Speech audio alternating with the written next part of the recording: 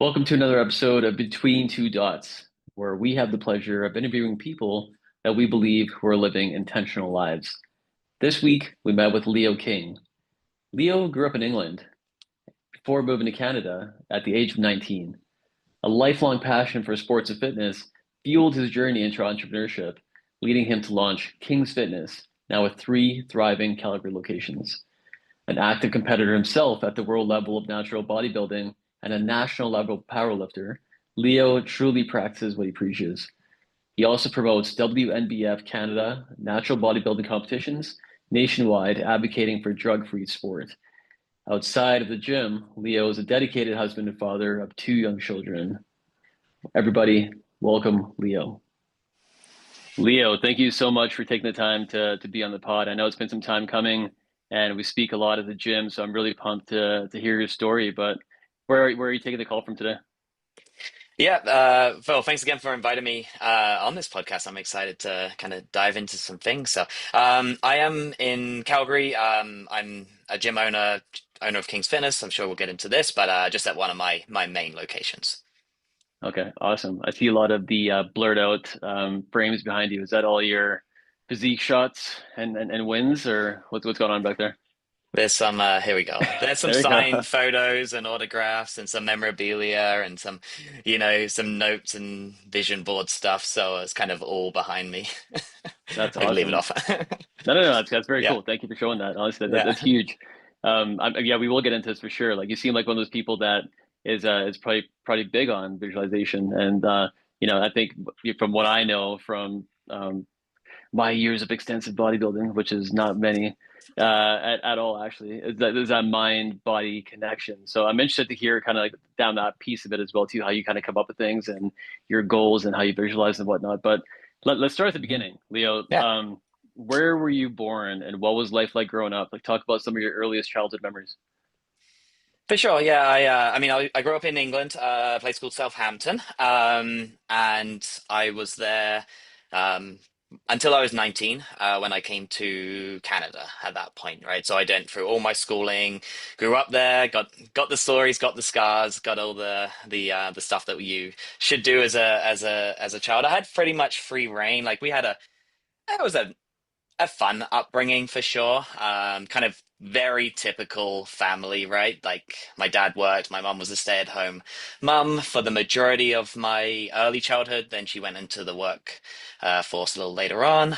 We were available to play sports, very active kind of family. So, played all the sports, right? All the British sports. So soccer, football, cricket, rugby. Tennis, golf, all of the above. Nothing like played high level, I would say. I was kind of naturally athletic, but never going to take it places. So I was always a small, athletic kid. It would be the best way to describe it. I'm, Mm. 5'5". I was maybe 120 pounds, 130 pounds, like kind of small. So I remember watching some strongman events on TV when I was like 10 years old, and I was like blown away. And then I came across some professional bodybuilding stuff when I was like 12, and I was like, oh my God, the like people can look like this. I was just super fascinated with the human body, right? So that kind of combined or piqued my interest for training, right? So I started lifting weights at 14 with the goal of to actually get a little bigger, a little stronger, a little faster, right? Just to be more competitive in sports in general. Hmm. And then fast forward a few years, I moved to Canada when I was 19, and I was kind of like I was done with like playing the team sports side of things. Plus wasn't a big fan of the level of the football out here, soccer. So I was like, you know what, I enjoyed this gym thing. I was fascinated with how the human body can develop and change. And that just kind of led me more and more into actually kind of focusing more on just lifting weights and getting stronger, getting bigger, and set myself the goal of competing on the Hmm. bodybuilding stage. So I started competing at 21 years old. um, did really well, and ended up winning my first few shows before getting professional status. And then kind of I've gone on from there. I've competed at 4 world championships on that side of things. Also enjoy powerlifting. As you can see, I enjoy to challenge myself. I enjoy, at the same time, I enjoy helping people. So that's where I got into personal training and online coaching.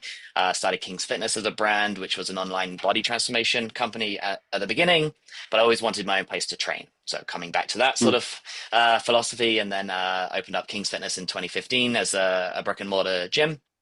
And then we've slowly been growing since then. Got 3 locations in Calgary.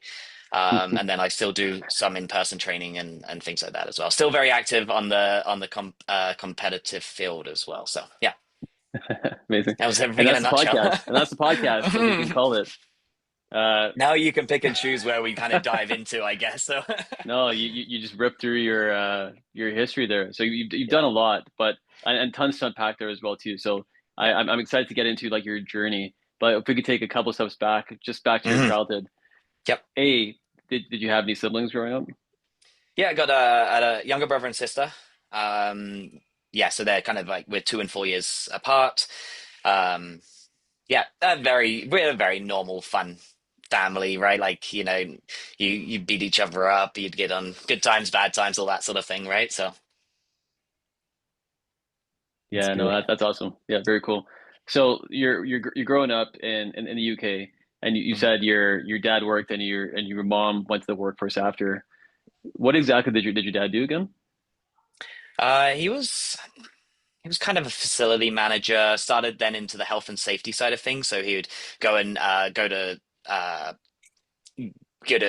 sites, factories, things like that, and he'd kind of be on the health and safety side. So, yeah, that was later on in his career. He started as a kind of a mechanical engineer and kind of went, different ways from that, you know, down his sort of career. So he was around a lot. I'd say where he was really good for me personally is he was very active himself. So he would be more of a cross country runner, but grew up playing soccer and typical sports as well. So he was very involved in our sports.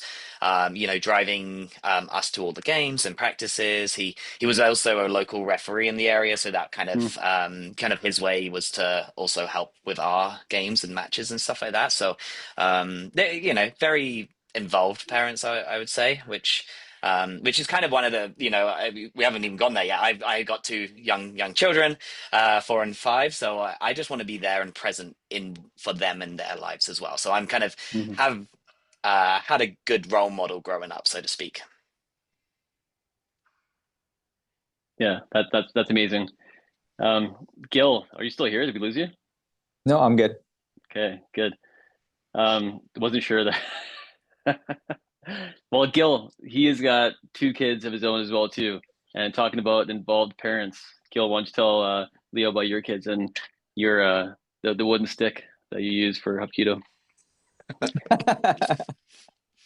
Yeah, don't don't use any wooden stick anymore. I mean, but my kids are fun too. They're 7 and 5, and you're kind of shuffling them around to different activities. They're in martial arts right now. We try to keep them in swimming, and Yeah. they're also going to be starting soccer again. So that's always fun just to try to keep them active and out of hmm trouble, right? So. Totally. Um, Yeah. Uh, I guess I was just curious, what kind of student were you kind of growing up? Oh, this is a really good question. I don't like being told what to do. So, um, and I don't think I ever realized that until kind of later on. But if I don't see a purpose in something, I really don't see the purpose of doing it at all, which is probably how I'm a very introverted, actually shy person by nature. So it's really hard for me to actually get out of my sort of comfort zone and shell and stuff like that. But I I think that's what led me down the pathway that I've chosen as well, is being able to create something for myself that ultimately I wanted to, selfishly, I wanted to see this for me that I just wanted to give to other people as well, right? So there were certain things that I feel like I could give back to the industry and the fitness industry by doing certain things that we've done that other people weren't doing as well. So yeah, I didn't so that kind of went through school. I wasn't a straight A student by any means. I excelled in certain subjects that I enjoyed, and then the other ones I just, like I said, I didn't really see much point in. They were kind of B's and C's and such like that. But I passed everything through. I ended up going to university with get my kinesiology degree. Did quite well, relatively speaking, there. But again, I picked and chose what I kind of wanted to do more than anything. But at the same time, I didn't ever feel like I was going using that um, to go onto a specific career, right? I wasn't using it to go into physiotherapy or anything along those lines. I've always wanted kind of my own space to train, and kind of the personal training side led kind of from that. Yeah. Mhm. Where did you take post-secondary then? University? Actually did my first year in England. It was kind of a sports and education university. But then I moved here, like I said, when I was 19, and went to the University of Calgary. Yeah. Yeah. And why the University of Calgary versus did you look at any other options? So the backstory there is I have an older half sister, two older stepbrothers as well, who had been in Canada for since I was born, and so we were doing vacations out here, and it was just a really good place. Lots of options. It was growing, and it still is growing. And they were kind of, at least two of them were based here, so it was kind of a nice, easy stepping stone for us to actually. I think the long-term plan for us was always to move here. Again, they had family and kids and stuff like that. So we enjoyed the place. That's why we emigrated to Canada here. University of Calgary just happened to be a good university for kinesiology. Not necessarily the best, but it's a decent university for sure. And the fact that it was going to be home anyways, it just made logical sense to come here. Hmm. Yeah. Yeah, I was curious about that connection as well too, and that's interesting that you say that too. So you have a pretty big family then, Yeah, there's with all the technically different six of siblings. us, but we're Yeah, kind of broken up, and there's like 20 years apart that separate us. So, yeah. that's But cool. initially, I grew up with my younger brother and sister. Yeah. Okay, awesome. And they all moved to Canada as well too, in Calgary. Yes. Yeah. Yeah. Cool. We're all here. Yeah, my younger sister moved to. Actually, both my sisters now live in Kelowna. Families out there. So, yeah. Gotcha. Right on. It's interesting that you say UFC. Like when I started working out at your gym and I posted a story on my Instagram, my cousin Fayaz was like, "You're working out at Leo's?" He was the like most jacked guy in university and he was just pumping hard. So he obviously, because Fayaz went to university and he worked out at UFC gym as well too. And he said just like insane things about you as well too. So obviously you were dedicated and you were going pretty hard. That's pretty cool that you did kinesiology as well too. Like, did you always know that you wanted to do kines if you went to post-secondary, or what were the other options that Yeah. you looked at? Even it was always going to be sports and exercise science, which was basically kinesiology in a nutshell. Yeah. Okay, Yeah. awesome. It's Yeah. amazing how many people I've bumped into like a decade or so later, who basically said the same thing, right? Like it's funny how names keep popping up, or come back around and see people 10, 15 years later. Yeah. Yeah. Well, Calgary's like small that way as well too. So if you could make an impact, obviously you have a brand. Leo, first of all, your name is very marketable as well too. Leo King. Is that a stage name? No, that's legit. You don't want to ask me my birth sign either, because it's Leo. Okay, nice, right on. Mhm. But also as well, that's where the lion kind of comes from, and the King's Fitness lion, King of the Jungle. Like it does all fit very perfectly together. So yeah. That's awesome. I had a question though too. So you mentioned that you were smaller growing up, but you played all the sports, Mhm. and then you saw your opportunity to get into like bodybuilding and really at an early age watching like those strongman competitions and whatnot. When you look at some of the athletes, like Gil and I talk about this all the time, with some like the greats, like the Jordans or the Tiger Woods, or whoever, a lot of them have a chip on their shoulder of sorts that keeps them going. Did you have any of that? Like, did you want to get? You said you were the smallest kid, sometimes playing. Did you have a chip on your shoulder just to get bigger and stronger and like want to show people up, or what was driving you? I like to, I'm competitive, right? I like to win. So that was kind of that's why I always enjoyed playing sports, but I always wanted to win. So nothing, no real chip in my shoulder. It's just the fact that physically, you're playing against guys that were, 6 to 12 inches taller and weighed Mm-hmm. 30 to 50 pounds more, right? So I was very, where I would beat them in most things was I was very fast, Mm-hmm. fast, explosive. So I would always, that would be my way of being a better player than I probably should have been, right? So, and then, like I said, I was kind of fascinated with getting stronger, which then led me down to reading magazines. And, this is like kind of, you know, definitely pre-YouTube sort of era as well, right? So, reading the bodybuilding magazines and kind of just being enthusiastic and passionate about, oh, people can actually, you know, take control of their bodies really, right? And that like kind of for me translated into just becoming a little bigger, faster, and stronger. Mm-hmm. Yeah. Yeah. Did you have any bodybuilding or fitness icons that you looked up to? Yeah, my sister's my older sister, so again, she was 10 plus years older than me. Her boyfriend at the time who I met, now married, but he was into bodybuilding from like the 90s and stuff like that. So he was my sort of like resource when I would ask anyone questions, right? He would give me some really sound advice, honestly. It's the same advice that I would still give clients today. But he really just kind of was someone who I could kind of reach out to and just ask some questions because 14 or so is you don't know you don't know what's out there really, especially at that time. Yeah. Yeah. So you finish your kinesiology degree, and then where does your story go from there? Did Yeah, you so I started working in corporate health and fitness wellness, kind of in the sort of gym operations side for a oil and gas energy company downtown Calgary. So I did that for a couple of years, and during that time, I was very active on the competing side of bodybuilding specifically. And that's what kind of when I started my online kind of coaching business. People would reach out to me. I would help them out with plans and stuff like that. And then kind of that actually formed into an actual business. And then basically, kind of fast forward a little bit, I was making more money doing that than I was actually working doing the actual gym operations side of things. So I was like, you know what, this is maybe a good point where if I'm going to take a risk, I can do it now. So I found a little space. It was a CrossFit gym that had just gone out of business, and I was like, you know what, let's just, no experience in business, no business course at all, right? And I'm like, you know what? We can figure this out. So that's what I did. I did that. I brought along a couple of personal training clients, was doing my online coaching as well. So I knew the bills could at least be paid.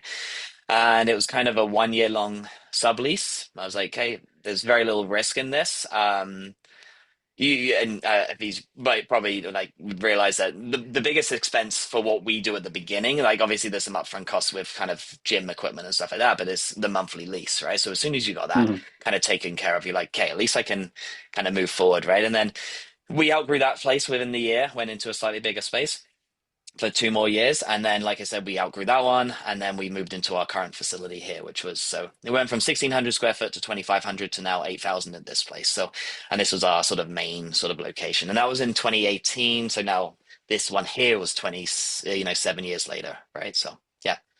Yeah.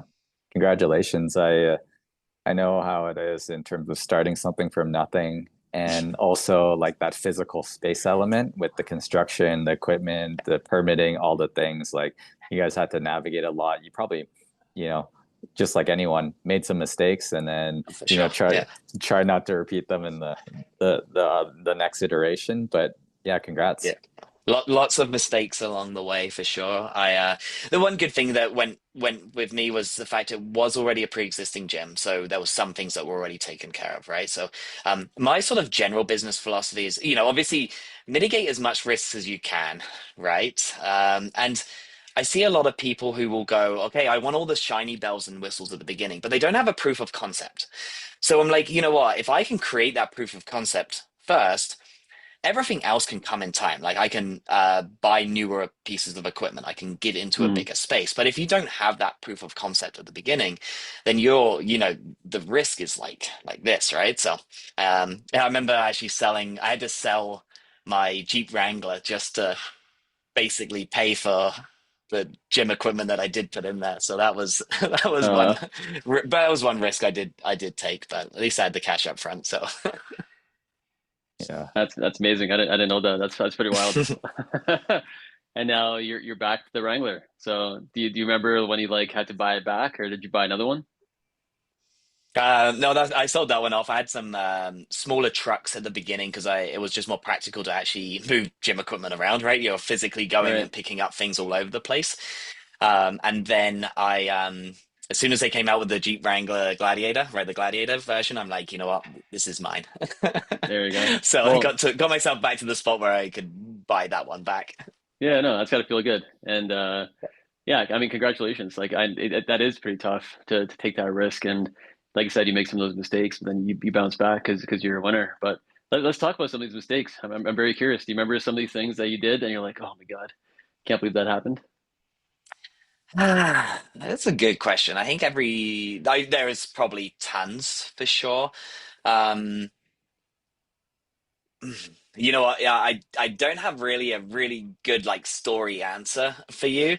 I'm kind of one of those people who just like kind of put my head down and just keep moving forward anyway, right? So there's Mm, little mistakes, obviously. There's trainers that don't pay rent and things like that that I probably should have let them go a little faster than I should have. And yeah, no, I'm a super trusting person. I'm like, I prefer to just do it over a handshake. And um if you do someone wrong, then hopefully it just comes around and bites you in the ass in the back end. So I'm just kind of like, you know what? I'm just I'm just here to, you know, um, provide the best place for people to train as possible, whether that's our members, our clients, or even the trainers themselves. And hmm again, like I said, I'm a trusting person, so I want to give people the benefit of the doubt sometimes, but sometimes maybe it was a little bit too much benefit and should Yeah. have been more doubt. But anyway. So, how did you navigate COVID as well? Just given, studio fitness gyms, they were like one of the hardest hit industries. And what was that experience like for you? Yeah, obviously the unknowns were um it was a very unknown time for everyone, right? So the one thing that we did differently, we actually rented our equipment. So there was two ways, right? It kept our members and clients engaged, kept them still paying memberships, and they physically would pay to rent the equipment as well. So that's the way our way of getting around it, to be honest with you. I did some online, I just jacked up my online coaching, right? Like for the most part, because everyone needed some online, groups to be a part of, and they hmm wanted to obviously, yeah, do focus on their nutrition at the time because what they could control was so much more. It's so much easier to control, right? So my online, coaching, obviously increased at that time. We rented out the equipment. Most people were really. I've got a very, Hafiz will probably tell you, it's a very community-driven gym. Like we all always trying to be supportive of everyone else and stuff like that. So at that time as well, we had a great group of supportive members. That's like, hey, just keep billing my membership, right? It's $60 a month, whatever, right? But they were being really good in that way. So yeah. hmm Yeah, no, you definitely have a pretty solid community, and I remember during COVID as well too, or maybe towards the tail end. You were renting out like your space by the hour as well too. So I would go with Celine, and you Mm, allowed dogs in there as well too. So our dogs would be ripping around while we're working out for the hour, and I thought that was so cool. Like you weren't seeing that anywhere. So you have a private gym to yourself yeah. for the hour, and it was just like a revolving door and this trust system based on like the code that you give people. I thought that was really really cool. Yeah, so that was the story there as well. So there was a gym really close by actually, and I had no idea they were there, but they were just like a little PT studio. So it kind of popped up that they had just moved out May of 2020. So Realtor reached out to me and was like, "Hey, do you want to come see this spot?" I think this is when things were just reopened again for the first time, something along those lines. But I'm like, you know what, this could be really good because people aren't comfortable coming back into a gym environment where there's other people working around, and it was small enough where we could actually do an hour by hour basis session, right? So hmm that's yeah, probably when you came over with with Tamara, I imagine at the time, and stuff like that. hmm So it actually worked out really well. It was kind of a blessing in disguise, really. But I'm kind of like very opportunistic as well, naturally. So when things come on, obviously with thorough assessment, I'm like, you know what, this could work out well. So I'm always happy to take a little bit of a leap of faith there too. So Yeah. No, that's really cool how you got creative and innovative, and that's just like sometimes it's hard to kind of see those types of opportunities if you're kind of thinking conventionally all the time, right? Yeah, and that's when people are way too rigid minded, they don't actually see what else is out there, right? It's this way or it's no way. I'm like, no, there's lots of ways to solve this puzzle. It's just you've just got to be open minded and a little bit of a risk taker as well. Hmm. Yeah. Yeah. Do you have like a group of people that you bounce ideas off of? Because sometimes when you're working in the business, it's hard to work on the business, right? For sure, yeah. I'm a part of a coaching mentorship group as well for mostly trainers and online coaches to help scale their businesses as well. So I have a group of leaders that are around me as well, and I have a lot of good friends who own gyms as well. Just naturally, you've just kind of surrounded yourself with like-minded people, and Hmm. thankfully they're all in different cities all over North America, really. So you can always get some different perspectives, which has been great and. They run slightly different models, or they have different sizes. Some of them have multiple locations as well, so now I can lend off advice off those a little easier than others as well. So it's been you surround yourself with a group of like-minded people, good things are going to happen. Hmm. Did you ever get locked into like Alex Hormozy and stuff like that? Because he was like a gym owner and scaled a bunch of gyms as well too, right? For sure. Not directly, but his stuff is fantastic for any sort of fitness and gym owner side of things and business in general. Like they just talk about, scaling business and stuff now. But I just like how he can relate everything back to the fitness business. So for me, he's very relatable. And I, he doesn't do it in a sort of a selfish way. I don't think, right? I think he's trying to generally help out the majority of, you know, businesses doing say under seven figures a year, right? And all of that advice is very helpful. And then I think his actual where his play is at obviously is going to be the big business, right? 3 to 10 million is what he says, and being able to scale it from there. So I think what he's done to the our industry and culture has been really good. Yeah, that's awesome. Any any things that you want to share as it relates to kind of the vision for the business, where you're going, what you want to do more of, what you want to do less of, that sort of thing? Yeah, I don't. I know we're not done with three locations. I don't see us. And this is a very good question because I get asked all the time. What about franchising? What about going to this city and that city and stuff like that? I like having the ownership and the control of. Sorry, that was headphones problems. I don't see necessarily being kind of making King's Fitness like that. However, I don't think we're quite done with only three locations here in Calgary. So I think there's more to come. There's definitely some more growth, but I like to take things like kind of slow, right, and then jump on our opportunity when it's there, right? So kind of create the foundation as big as possible, right, and then once that foundation is set, it allows you to really scale up quite quickly. So Hmm. yeah. But what I like what you're doing as well too, Leo, is like you're not only just building gyms, you're building community, but then you're also working in tangent with like your other company, which is like putting on these shows. Like talk us through like the bodybuilding shows, because I imagine that the people that you meet and the community that you're building all kind of funnel back into like your world-class gyms. Like, is that part of the plan and process? Like, how did that all come to be? Yeah, they work very synergistically together for sure. But Totally. my way, so I think like kind of bodybuilding took me out of a very slippery slope when I was younger as well, through just alcohol abuse and things like that as a teenager. So that was a whole part of my story that I missed out. But I think bodybuilding's really kind of grounded me, and actually I kind of see things a lot more balanced now because all of these things are very extreme. So it's I'm able to take a step back and actually take a look at the big picture for a lot of things. But bodybuilding, it really grounded me and kind of put me down the right path of things. So, and I was good at it as a way as a way that I wanted to give back to the athletes as well, right? So I made some really great connections along the way. I was offered to actually promote locally for one brand that I my values aligned with, which is drug-free bodybuilding, and actually getting the athletes tested and a whole bunch of other things. And then after doing that for a few years, the opportunity came across myself and my wife's plate to actually basically buy into the federation across Canada. So we did that opportunity. We've grown from 3 cities over now to 8 cities in the last 7 years, I think it is. But it's also my way of giving back now to the other promoters is we travel all over the world to judge bodybuilding competitions as well. So we've been to Philippines, we've been to Mauritius, I've been back to the UK to judge all over North America, obviously Canada as well. So it's really has taken us up to all over the world, right? So, and with all of my businesses, one of my three core values personally is experiences, right? So with all of my sort of businesses and lifestyle, I want to go and see the world at the same time, right? Because what's the fun in, working so much that you never actually get to actually get experience the fruits of your labor, right? So Mm-hmm. That's cool. Yeah, very cool.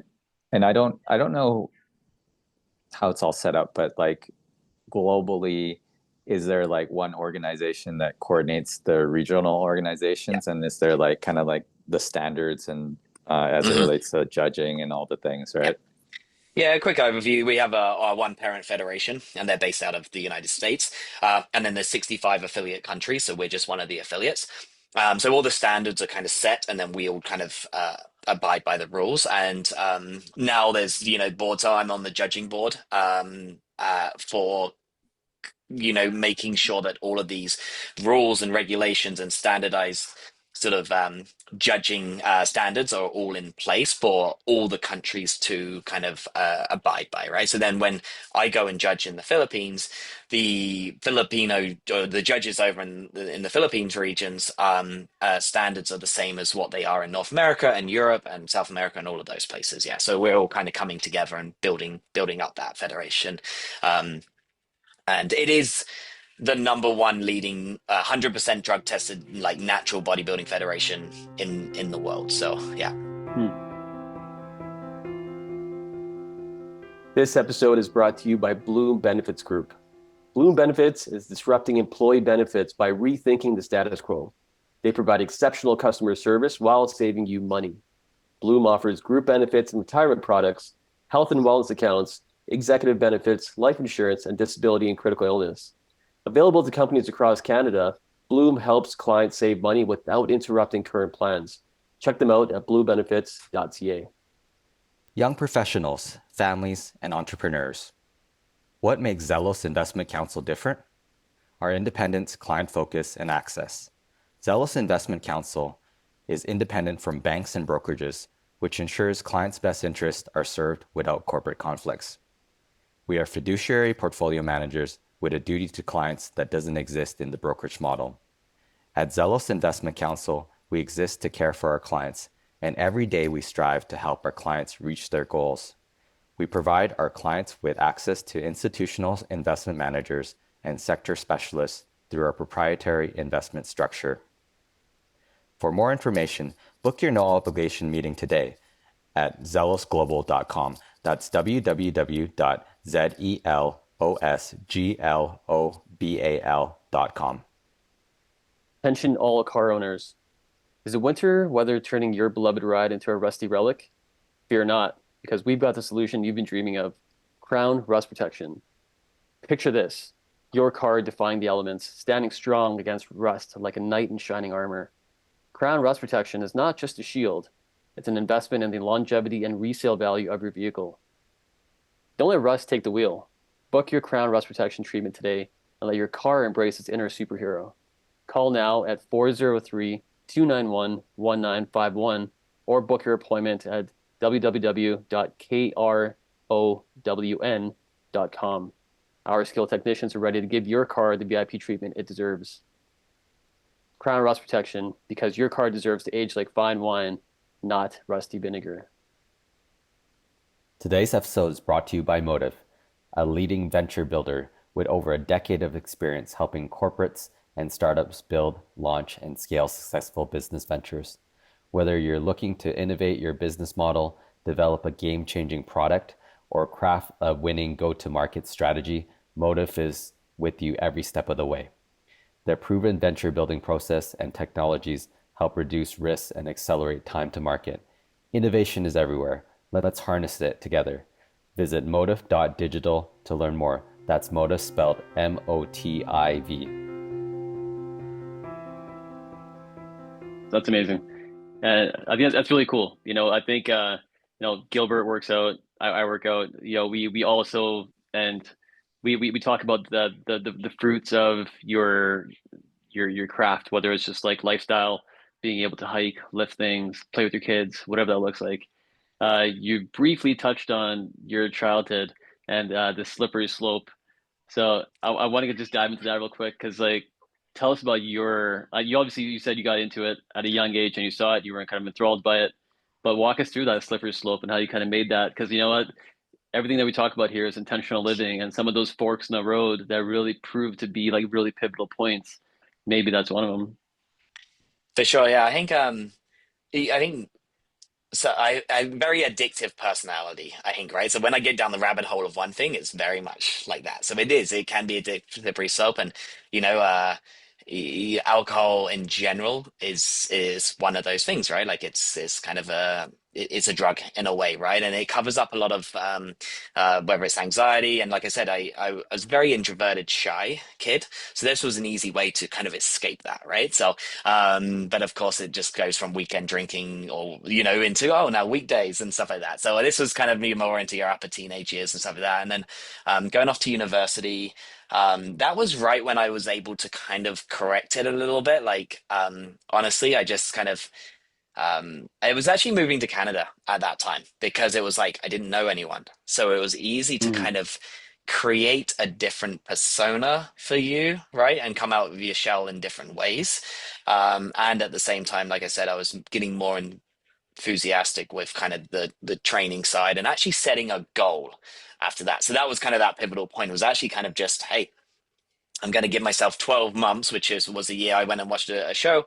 And I was like, hey, I'm going to give myself exactly 12 months to compete. So it was kind of, yeah, it was just moving that what that focus is across.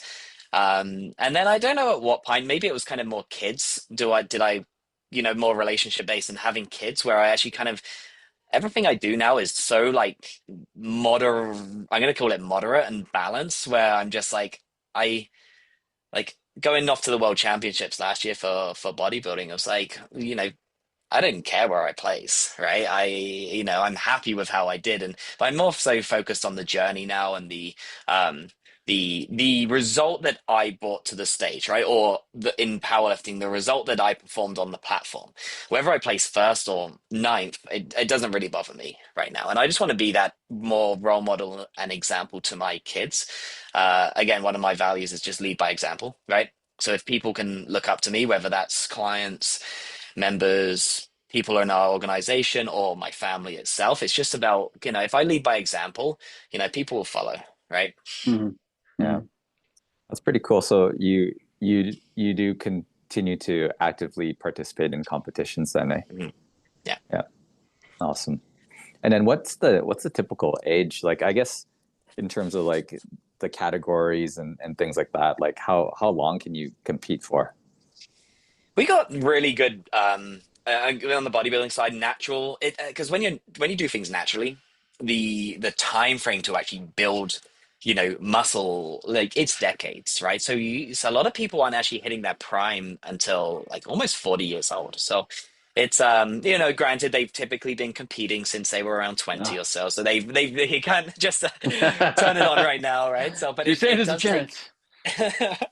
But yeah, it's typically in their 40s for sure, especially in like the bodybuilding side of it. Now there's different categories as well, which have slightly different looks, but I'm kind of more so thinking bodybuilding, which is kind of the most muscular, the leanest physiques, the I'm going to call it the most granite-like muscle on stage. So that just takes time to develop.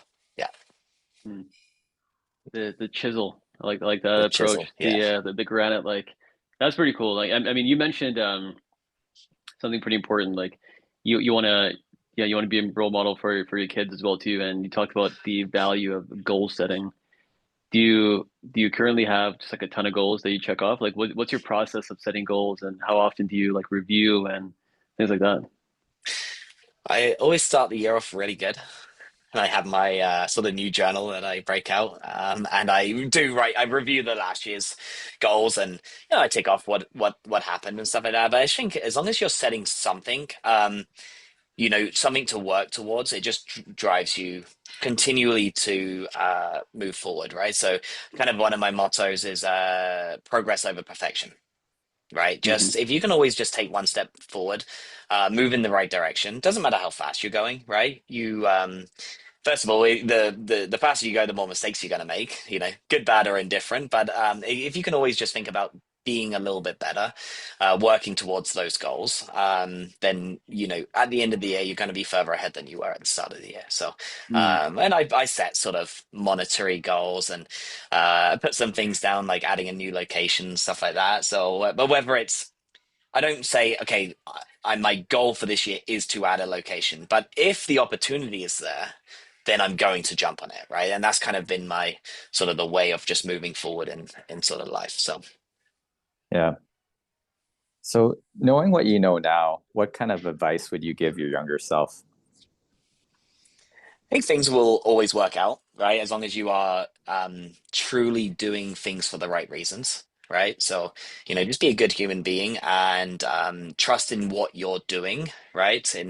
In business, is it the product that you're creating, right? And again, we come back to monetary as well. And nothing I do is focused on money. It's just more so about the value that you can provide and the impact you can provide. The payment is just a byproduct of that value that you sort of create, right? So I'd say, yeah, good things happen. Believe in yourself. And go out and just have fun, right? We only get one life, so you know like I said, one of my core values is experiences, right? And there's a ton of experiences to be had in this world. So I say, don't delay the opportunities to experience them at a certain age, because at a certain age you may not be able to have that same experience, right? So Hmm. yeah. Yeah, those are all really good. And I think that, time goes by so fast. And you often hear people saving for retirement or saving their experiences time for that big trip when they're older or whatever as well too. And I've seen it as well too. And your body just doesn't function the way it used to or whatever as well too. So you got to kind of do it. And that time's going to go by anyways. And when you look back on whatever, if you're gone for 2 weeks, 3 weeks, a month, it's a blip on the radar. Hmm. And it's just gone. And like those Yeah. experiences last a lifetime, especially when you have young children or, whatever's going on as well too. So, Yeah, what, I was yeah, going to say they're the memory dividends, right? They'll continue to yes, pay themselves forward. So for sure. Yeah. And I was just, it reminds me of like even your gym as well too. I started coming to your gym because I was going to MNP and I messed up my ankle pretty bad and it wasn't the most accessible. So Celine brought me to yours and I was like, all right, this is pretty cool. And right away I noticed that trainers were working out with, their folks and you were cool, totally cool with that because I was kind of foreign at other gyms. hmm That you wouldn't really see that.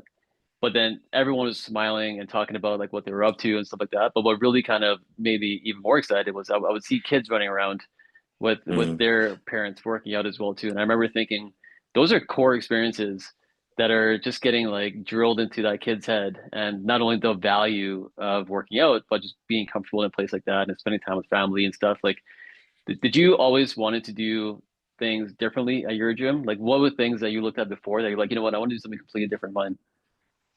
Yeah, I mean, coming back to, I always wanted my own place to train, and a product that I would be happy, training in myself, whether I was just the trainer or just the member or the client as well. So we also allow dogs and kids. That's a big one as well, and especially now having children myself, right? It's so much value, right? Because you I don't want there ever to be an excuse in someone's mind for them not to be able to take control of their fitness, right? So if it does mean, hey, on a Saturday I have to bring my kid here because we're on the way to soccer or whatever else, but otherwise I won't get my workout in. It's like, no, absolutely, please come in. It's now I always give the ownership back to the parents themselves. It's like, hey, you know, you are in control of them. This is not a play space for children. However, it's like, hey, if they're well behaved, or hey, heck, they can go and play on some rings for all I care and have some fun, right? But if the parents can be there, and not be super stressed and still work out and still accomplish their goals. And for me, that's a win. But on the trainer side of things, as well, I think that's, it's a good point you kind of bring up, because I never really thought about it that way of like, hey, if you typically go to any sort of big box commercial gym, everyone's wearing, the polo shirt that they have to wear, and they're very like, very rigid with everything they're doing. But again, I'm not a rigid person, as we've kind of talked about. So again, the people that I've kind of attracted is they're also less rigid people, but I want them to have the freedom to be able to train in a fun environment that they want to train in themselves, right? So whether they're, yeah, like, hey, if they're lifting with their clients or they're doing something different than what other trainers are doing, then that's absolutely great. Because again, they're creating their own sort of lifestyle, so to speak. Mm-hmm. Yeah, it's pretty cool. I love what you built. I think it's amazing. That's why I continue to stay on, and it's really cool. It's no surprise that you're expanding. Like the culture and the environment that you're creating is pretty cool. Thank you. Yeah.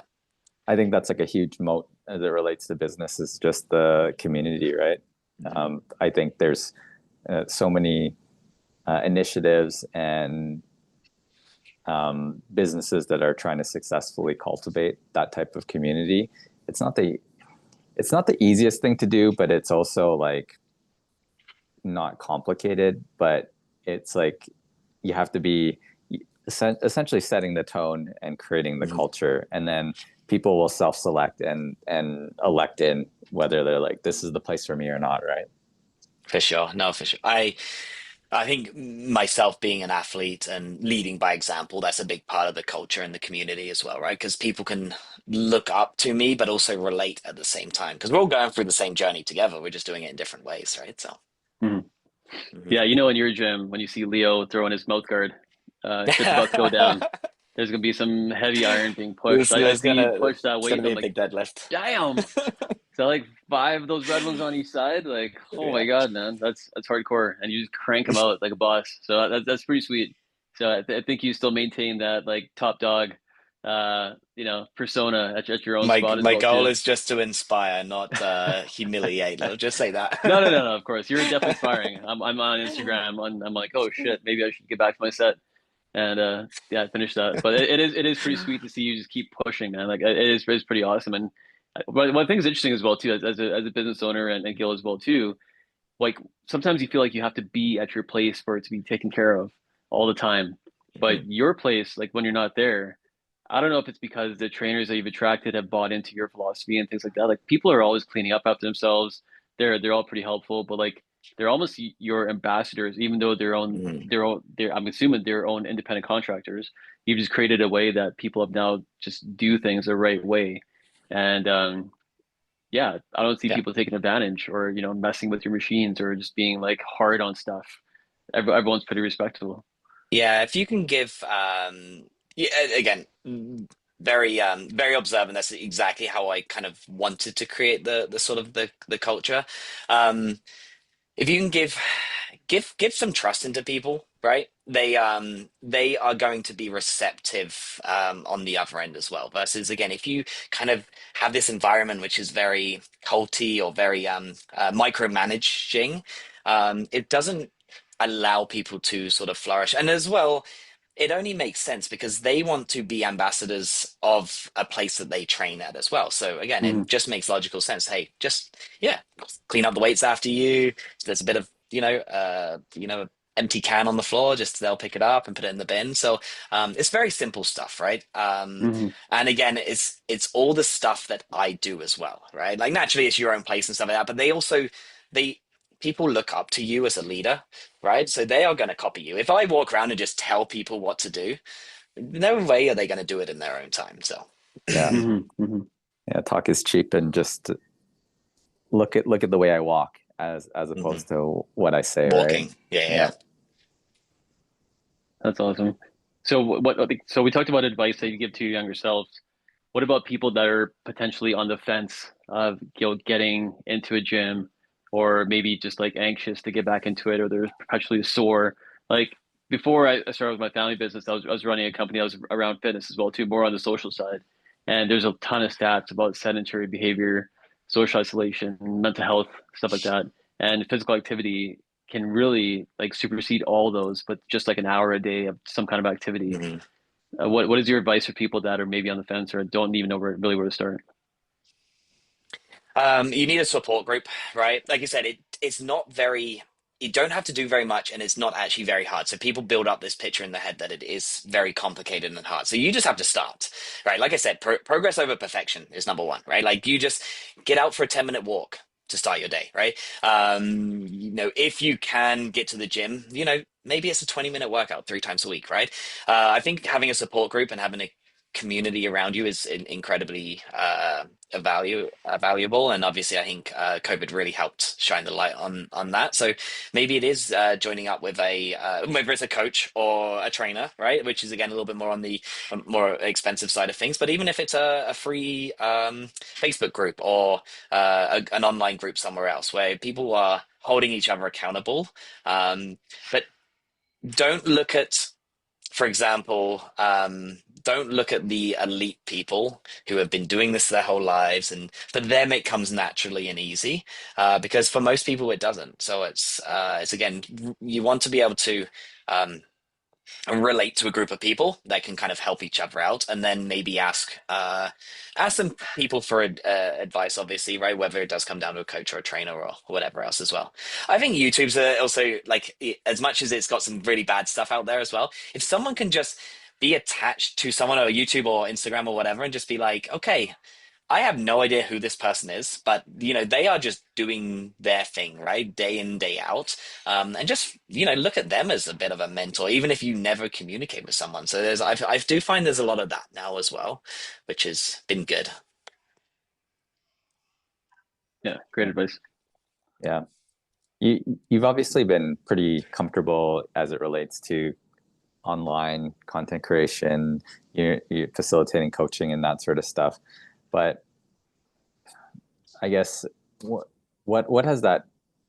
How important is that for your business in terms of a differentiator, communication, marketing tool? Yeah, I'm not a big fan of being on camera. This is that sort of shy, introverted version of me. Like Yeah. I know all the stuff, but it's just like there's something that comes in front of me when I start speaking in front of a camera. So um, I I hired someone full time in my business who does all my social media stuff. Hmm. So that was my biggest stress, honestly, with everything. It's like I know I should be posting more and stuff like that, and it's easy for me to just post photos of the gym with a little caption and stuff like that, but it's not really engaging and stuff like that as well. So it's what's great about that is having someone who does it for me almost full time, as well as a bunch of other things. But I'm like, this is your role, and then that now if it's like, hey, can we film a video about this? I'm way more comfortable because I don't have to think about it and stuff like that. It's like, hey, these are the topics or these are the questions, and just roll with it. And then it's so much easier. And then they can do all the editing and all the stuff that analysis paralysis, right? So just kind of, you don't actually do anything because you just start building up a big picture in your head. So that for me was an absolute game changer. So you just quick business advice for anyone is outsource what you can. Anything that is stressful. There's a great book by Dan Martell, Buy Back Your Time, as well. If you can do anything for pay someone for a quarter of the price that you would be making in that hour, then you should be outsourcing those things right away. So unless it brings you some sort of inherent joy of things, and there's always stuff in the business that really does, and it doesn't make me any money at all, but I genuinely enjoy to do certain things, then you can keep with those as well. Yeah. Oh, that's great advice. Yeah, it's funny as well too because small business owners will try to do it all, and sometimes that's why you can't scale because you're just busy doing all the little minutia of all the things. So it like I think we talked about this earlier as well too when he said you have to let go and trust your people as well too. So Yeah, for sure. finding those key organizational, I guess like the org chart of what your business looks like, and then fill in those spots with people that you can trust. Like what an absolute multiplier in terms of just your time and effort and energy. So good for you for doing that. And Dan Martell's got some good stuff as well too. I've actually seen him speak a couple times at like traction conferences and stuff, and he's a pretty solid person for sure. For sure. I think initially at anyone's business, you're going to have to do it yourself. And it's okay at the very beginning, right? But it's like at what point, as soon as you can start leveraging out that time, then absolutely do it, right? Don't continue to do it just because. Yeah, that's good advice. I talk to my parents. I'm getting my box, Dad. That's that's awesome. So, Leo, if people are going to ask you like what your purpose is right now and beyond, what would you say? My big purpose is just to get everyone, fit and healthy, right? Really, and to do it in a way that makes the gyms accessible and fun to train in. That people actually want to come to the gym and spend time, right? We actually find that people come in and actually hang out even when they're not working out, which is for me is the biggest satisfaction for me personally. But yeah, for me it's just I'm just uh you know creating healthier, fitter, stronger people, right? So that translates over into better human beings, better businesses, better family life, and all of that stuff. And I really do think it comes from being healthy and fit from the beginning. So yeah. Mhm. Yeah, amazing. You mentioned that in terms of business, I guess like for the bodybuilding, you and your wife. So are you guys in the business together then? Yeah. Yeah, we're Okay. joint partners in pretty much everything we do. And it's great as well because we have very different personalities. So she loves like the back end and the logistics and all that sort of stuff. And I'm kind of more of that visionary, right? Where are we going? And stuff like that. She's very practical. I'm like, Yeah. yeah, I'm going in that direction. Yeah. Yeah. That's probably important as it relates to the success of being able to work with your partner in that way, right? Where you guys are kind of have separate lanes and bring different Mhm. skill sets to the table. And still have a healthy relationship at the end of the day. Yeah. But it's dangerous in the sense that I imagine that you guys are at risk of talking too much shop. So you guys got Yeah. to change the subject intentionally, right? It's especially there's certain times of the year where business is you're more proactive on a lot of things, so that becomes a lot of the talk. So it's reminding yourself that this isn't everything in life, and we do like to travel quite a bit. And again, they're typically somewhat work related travel, but we always make sure we take a few extra days and kind of see the sights. And like I said, it's experiences and actually enjoying the fruits of your labor. Hmm. Yeah, no, that's super important. And I love the fact that you actually take time with those, like you've married it really, really nicely as well too, like work trips with Mhm. personal as well too, and the fact that you're doing it with your partner as well too, like doesn't get really better than that, right? That's pretty awesome. Absolutely. I think in this industry as well, there can also be a lot of jealousy, right? So it's good Mm. that we, especially in the bodybuilding competition world of things, right?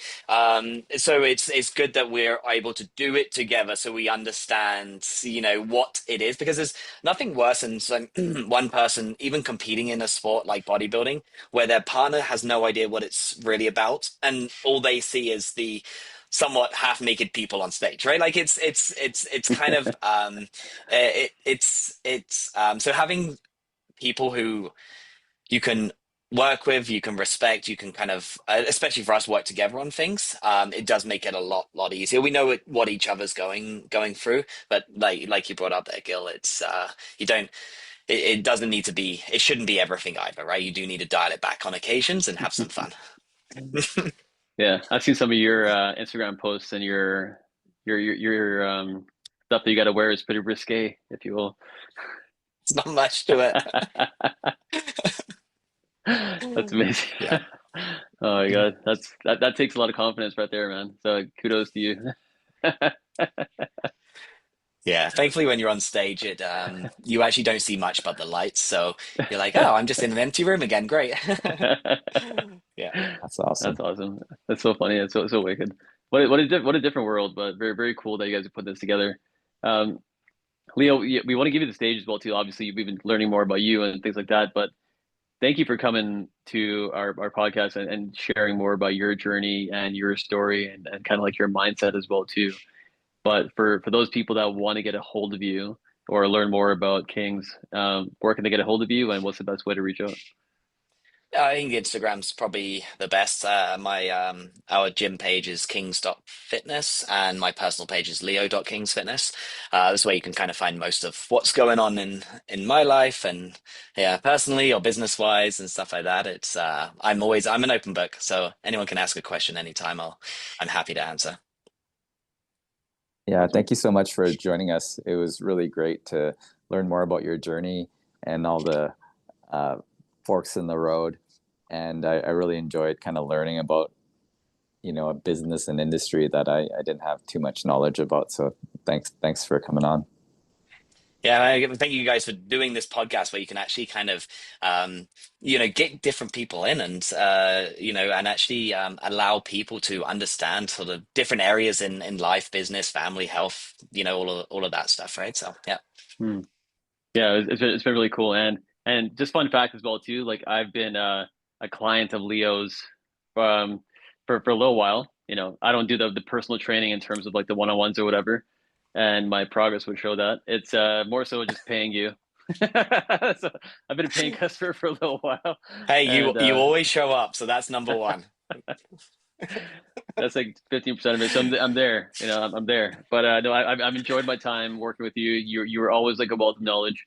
I had a nagging shoulder injury for so long, and just the tips and tricks that you gave me really upped my game. And now I'm able to see some gains and actually lift a little heavier and push myself a little bit as well too. So I appreciate you and I appreciate what you've created. And yeah, I always look forward to seeing you at the gym, man. It is pretty cool. So thank you again for joining us today. Congrats on your third location, which you just opened up like last month. Yeah, September 1st. Right? Yep. Yeah. So congratulations on a third location. I'm sure there's going to be many, many more, and we look forward to kind of keeping tabs on what's going on. Perfect. No, I appreciate it, guys. Thanks, Leo. Take care. Thank you again for joining us for another episode of Between Two Dots by Intention Media. This podcast is co-hosted by myself, Gilbert Bong, and Hafiz Mita. If you enjoyed this podcast, please rate and review wherever you listen.